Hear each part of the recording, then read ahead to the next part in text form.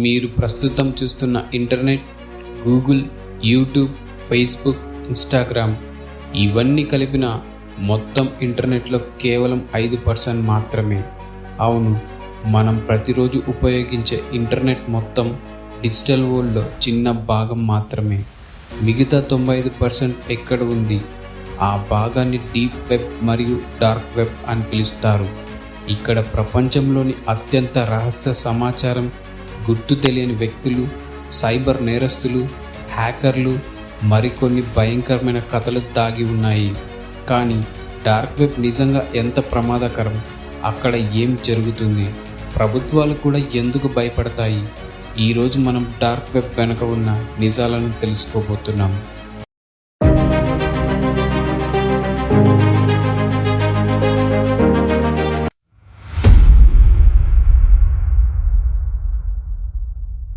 మనకు కనిపించే internet surface web, Google సెర్చ్లో కనిపించే వెబ్సైట్స్ అన్నీ ఇక్కడే ఉంటాయి. కానీ బ్యాంకుల డేటాబేస్లు, హాస్పిటల్ రికార్డులు, ప్రైవేట్ కంపెనీ సర్వర్లు, ప్రభుత్వ సమాచారం ఇవన్నీ గూగుల్లో కనిపించవు. ఇది డీప్ వెబ్. ఇది పూర్తిగా చట్టబద్ధమైన భాగం. అయితే డీప్ వెబ్ కంటే దిగువన మరొక రహస్య ప్రపంచం ఉంది. అదే డార్క్ వెబ్. ఇక్కడికి సాధారణ బ్రౌజర్తో వెళ్ళలేరు. ప్రత్యేక సాఫ్ట్వేర్ అవసరం. అక్కడ వెబ్సైట్ అడ్రస్లు కూడా వింతగా ఉంటాయి. ఉదాహరణకు random websites 7G 5K 3x2.onion. ఇలా ఇవి సాధారణమైన డొమైన్లు కావు.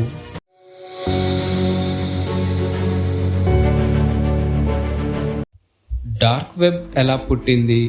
1990లో అమెరికా నేవీ ఒక సమస్యను ఎదుర్కొంది. ఇంటర్నెట్ ద్వారా పంపే సమాచారం ఎవరైనా ట్రాక్ చేయగలిగేవారు. అప్పుడు వారు ఒక ప్రత్యేక వ్యవస్థను అభివృద్ధి చేశారు. దాని పేరే టార్, ద ఆనియన్ రౌటర్.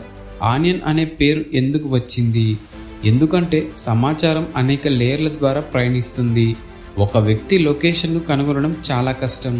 తర్వాత ఈ టెక్నాలజీను ప్రజలకు విడుదల చేశారు. దాని ప్రధాన ఉద్దేశం ప్రైవసీ.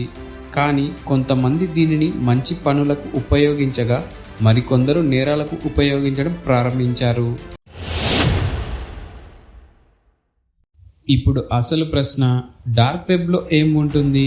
అక్కడ ప్రైవసీ ఫార్మ్స్ ఉంటాయి, పత్రికా రచయితలు ఉంటారు. కొన్ని దేశాల్లో ప్రభుత్వ నియంత్రణ నుండి తప్పించుకోవడానికి ప్రజలు డార్క్ వెబ్ ఉపయోగిస్తారు. కానీ అదే సమయంలో అక్కడ మోసాలు కూడా ఉంటాయి.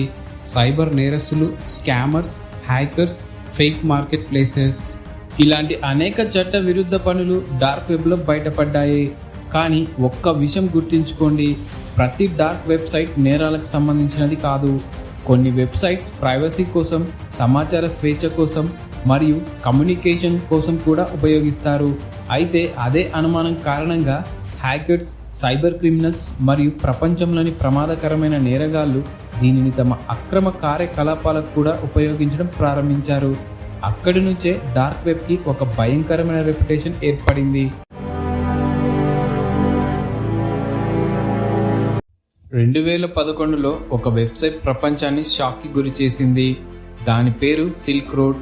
దీన్ని చాలామంది డార్క్ వెబ్ యొక్క అమెజాన్ అని పిలిచేవారు. ఇక్కడ వివిధ రకాల వస్తువులు కొనుగోలు చేసేవారు. పేమెంట్ కోసం క్రిప్టో కరెన్సీ ఉపయోగించబడేది. ఆ సమయంలో ఇది ప్రపంచవ్యాప్తంగా చర్చనీయాంశం అయ్యింది. కానీ FBI విచారణ ప్రారంభించింది. 2 సంవత్సరాల పాటు సాగిన దర్యాప్తు తర్వాత ఈ వెబ్సైట్ వెనుక ఉన్న వ్యక్తిని గుర్తించారు. అతని పేరు రాస్ ఉల్బ్రిచ్. 2013లో ఈ వెబ్సైట్ని మూసివేయబడింది. ఈ సంఘటన డార్క్ వెబ్పై ప్రపంచ దృష్టిని మళ్లించింది.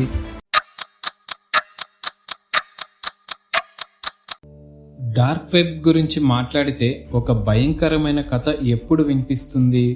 అదే రెడ్ రూమ్స్. కొంతమంది చెబుతారు ప్రత్యక్ష ప్రసారాల్లో భయంకరమైన సంఘటనలు జరుగుతాయని. కానీ దానికి నమ్మదగిన ఆధారాలు చాలా తక్కువ. చాలా సైబర్ సెక్యూరిటీ ఎక్స్పర్ట్స్ అభిప్రాయ ప్రకారం రెడ్ రూమ్స్ కథల్లో చాలా భాగం అర్బన్ లెజెండ్స్, అంటే ఇంటర్నెట్లో వ్యాపించిన భయానక కథలు. ఇది డార్క్ వెబ్ చుట్టూ ఏర్పడిన అతిపెద్ద మిస్టరీలో ఒకటి.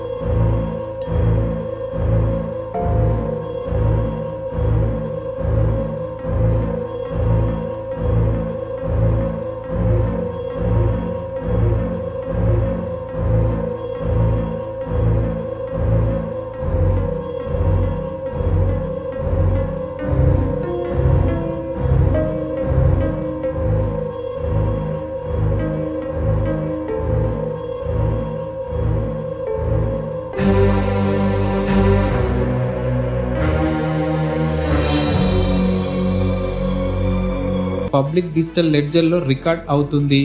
అంటే ఎవరు ఎవరికి ఎంత పంపించారు, ఏ వ్యాలెట్ నుంచి పంపారు, ఏ వ్యాలెట్కి వెళ్ళింది, ఈ డీటెయిల్స్ అన్నీ పర్మనెంట్గా స్టోర్ అవుతాయి. అసలు పేర్లు కనిపించకపోయినా ట్రాన్సాక్షన్ హిస్టరీ మాత్రం ఎప్పటికీ డిలీట్ కాదు. ఇదే లా ఎన్ఫోర్స్మెంట్ ఏజెన్సీకి పెద్ద అడ్వాంటేజ్ అయ్యింది. అమెరికాలోని ఫెడరల్ బ్యూరో ఆఫ్ ఇన్వెస్టిగేషన్ మరియు ఇతర cyber crime agencies block chain analysis tools ఉపయోగించి చాలా పెద్ద డార్క్ వెబ్ క్రిమినల్స్ని గుర్తించగలిగాయి. వాళ్ళు మనీ ట్రైల్ని ఫాలో చేసి వ్యాలెట్ కనెక్షన్స్ ట్రేస్ చేసి చివరికి అసలు వ్యక్తుల దగ్గరికి చేరుకున్నారు. అందుకే చాలా మంది ఎక్స్పర్ట్స్ ఒక మాట చెబుతారు, డార్క్ వెబ్లో దాగిపోవచ్చు కానీ డిజిటల్ మనీ ఎప్పుడు ఒక గుర్తు వదిలిపెడుతుంది. ఇక్కడే అసలు ట్విస్ట్ ఉంది. ప్రపంచంలో అత్యంత అన్నోన్ పేమెంట్ మెథడ్ అని భావించిన బిట్ కాయిన్ కొన్ని సందర్భాల్లో నేరస్తులను పట్టుకున్న ఎవిడెన్స్గా మారింది. మరి ప్రశ్న ఏమిటంటే, డార్క్ వెబ్లో ఇంకా ఇలాంటి రహస్యాలు దాగి ఉన్నాయి.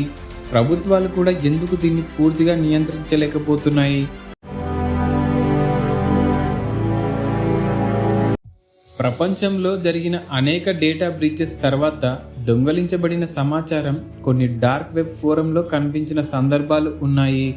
Email IDs, passwords, financial data ఇవి కొన్నిసార్లు అమ్మకానికి పెట్టబడినట్లు నివేదికలు చెబుతున్నాయి.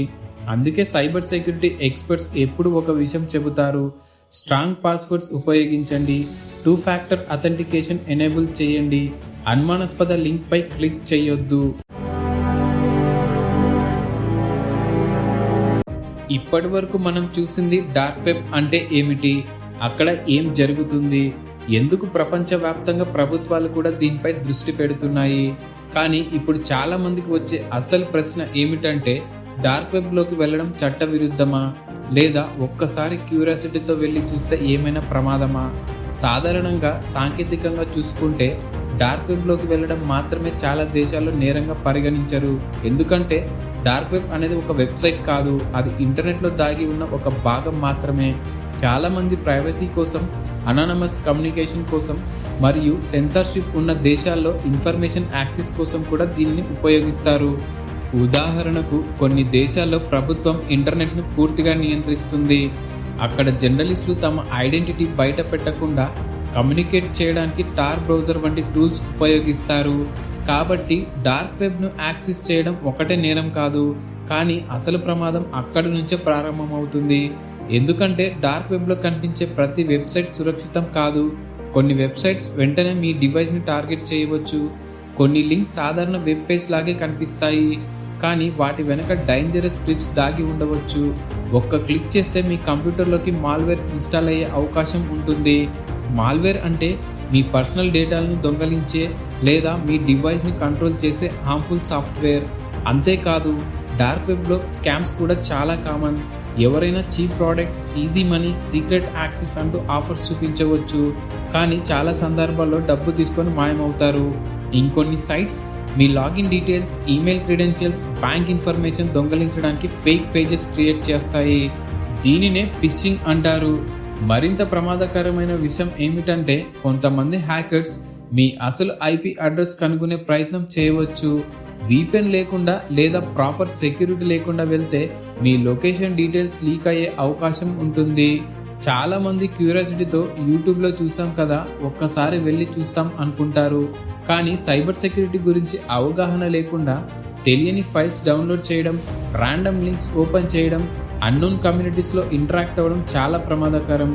ప్రపంచంలో అనేక సైబర్ సెక్యూరిటీ ఎక్స్పర్ట్స్ ఒకే విషయం చెబుతారు, dark web itself may not be illegal, but one wrong click can create a very real problem. అందుకే సరైన నాలెడ్జ్ లేకుండా కేవలం క్యూరియాసిటీ కోసం డార్క్ వెబ్లో ఎక్స్పెరిమెంట్స్ చేయడం ఎప్పటికీ సేఫ్ కాదు. ఇంటర్నెట్లో కనిపించని ఈ ప్రపంచం చాలా రహస్యాలు దాచుకున్నా అది ప్రతి ఒక్కరికి ఎక్స్ప్లోర్ చేయాల్సిన ప్లేస్ కాదు. ఎందుకంటే కొన్ని తలుపులు తెరవడం సులభం, కానీ వాటి కాన్సిక్వెన్స్ నుంచి బయటపడడం అంత సులభం కాదు.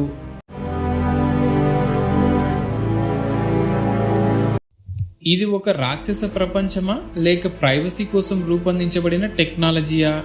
నిజం ఏమిటంటే అది రెండిటి మిశ్రమం. ఒకే టెక్నాలజీ ఒక వ్యక్తికి స్వేచ్ఛని ఇవ్వగలదు, అదే టెక్నాలజీ మరొకరికి ప్రమాదంగా మారవచ్చు. డార్క్ వెబ్ గురించి ప్రపంచంలో ఇంకా ఎన్నో ప్రశ్నలు ఉన్నాయి. మరియు వాటిలో చాలా ప్రశ్నలకి ఇప్పటికీ సమాధానాలు లేవు. మీరు ఎప్పుడైనా డార్క్ వెబ్ గురించి విన్నారా? దాని గురించి మీ అభిప్రాయం ఏమిటి? కామెంట్ బాక్స్లో తప్పకుండా తెలియజేయండి. వీడియో నచ్చితే లైక్, షేర్ చేసి ఛానల్ని సబ్స్క్రైబ్ చేయడం మర్చిపోవద్దు. Thank you.